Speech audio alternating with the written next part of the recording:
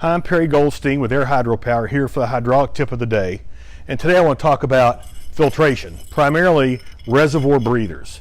Almost every reservoir out there has a device just about like this on it.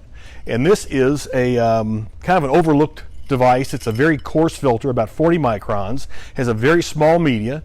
It lets a lot of dirt get in your reservoir anytime cylinders extend, single rod cylinders, and the volume of that rod coming out of the cylinder has to be drawn in the form of air into the reservoir, and we draw a bunch of dirt in through this device. And then we have much more expensive filters in our hydraulic system to get that out.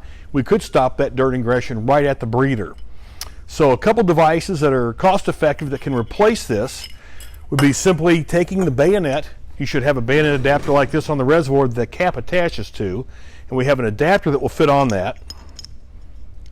And then to this adapter we can attach either a 4-inch or a 5-inch standard hydraulic spin-on filter, which can be purchased in micron ratings down to about 5 micron at 99% efficiency, so that will trap pretty much all the incoming dirt. If moisture is an issue also, we have a bayonet adapter like so that we can put the Parker Triceptor desiccant style breather on.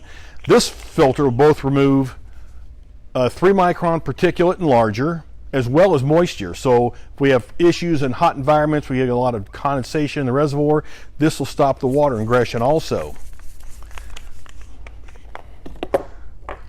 We can also mount this desiccant type breather by removing the original bayonet, this device, take this off completely and replace it with this adapter, and we can screw this filter right into an adapter that replaces the bayonet.